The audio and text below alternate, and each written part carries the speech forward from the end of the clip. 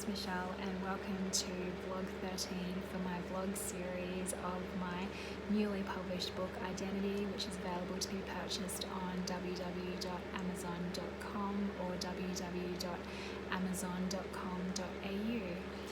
So today I'll be looking at chapter 12, which is the second last chapter of the book, and it's titled The Bipolar Disorder Experience. So basically I go through what happens next from the last chapter. It's obvious that I'm manic, and so I end up going into a part manic, part depressive episode, and I end up going through this episode in several different treatment facilities, and I just talk about the kind of experiences that I've had or that I go through while I'm in these places, and these are just some of them. So I remember in one place I would get up and shower and get dressed, and then I'd sit there and this other patient would just kind of yell at me and say all these really horrible things to me, even though I hardly even knew her, and I'd just sit there and cry. And the nurses couldn't really do anything with stopping her with what she was saying, or how she was treating me for whatever reason. So that was something that I remember going through on a daily basis until she was kind of taken out of the same ward as me. And I just remember that being really hard, and that I was just really sensitive and really emotional, and I didn't have the ability to stand up for myself or to just kind of walk away. I just would sit there and just let her make me feel so horrible and so small. There was another time when it was raining, and I remember some patients had snuck in some alcohol into the ward, and it was disguised as like a bottle of Coke or something, and I remember drinking some of it, and then the next moment I was on the grass next to this, I don't know what it was, but it was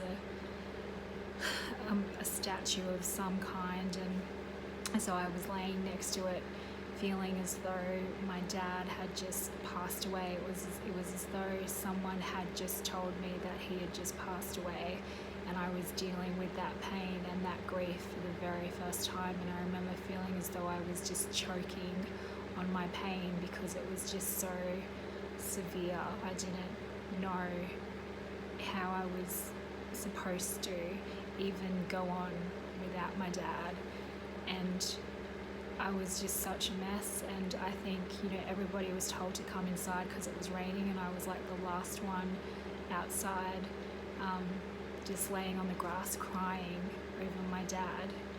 And again, like, he had passed away years and years ago, but I was still dealing with the grief and the trauma of having lost him, and everything, and all the circumstances and under the circumstances in which he passed away made it even worse.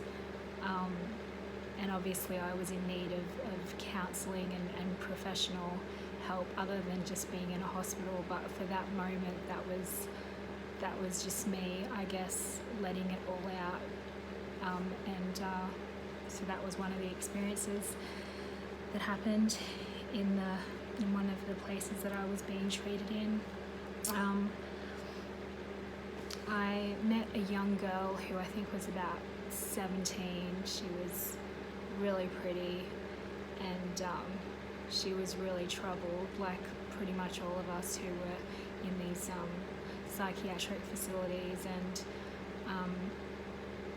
and I basically got told that when she was discharged, she committed suicide by jumping in front of a train. And I remember after hearing that, just going up to my room and and just crying over it,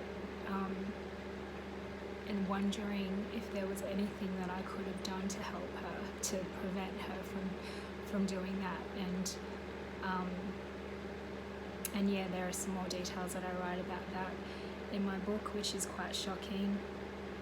And then in another ward, I met this guy named Afro Thunder, who was just amazing. He somehow managed to convince the staff there to allow us to have takeaway pizza delivered to the ward specifically for all the patients. So his first question to me was like, after we said hi, what's your name? I'm so and so. He was like, do you want pizza? And I think that was one of the happiest memories that I have from my treatment back then, and meeting him, and we turned out to be great friends in the end.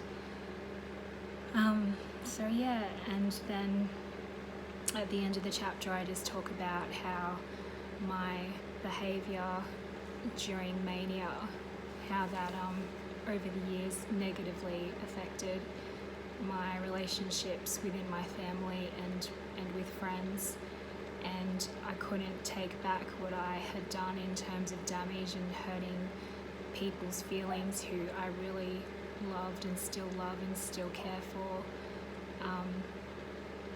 And I tried reaching out to say that I was really sorry for the things that I had done and the way that I behaved, but unfortunately some of the people that I really love and hold dear to my heart had their reasons for not wanting to forgive me or not ever wanting to have anything to do with me ever again. And then there were my friends and part of my family who have forgiven me and love me unconditionally, for which I'm so grateful. And I pray that one day I can be reconciled with the people that I've hurt, but at the same time I understand if that doesn't happen. But mental health can really be damaging, not only to the person who's suffering from the mental illness, but to all the people that are in that person's life, who are there to try to support them and love them and carry them and do all of that. It can just turn out to be such a horrible nightmare. And so that's why in the next chapter I talk about my saving grace and how I was able to come out of all of this and find new life and a new identity. So I'll see you in the next video for my last vlog. God bless.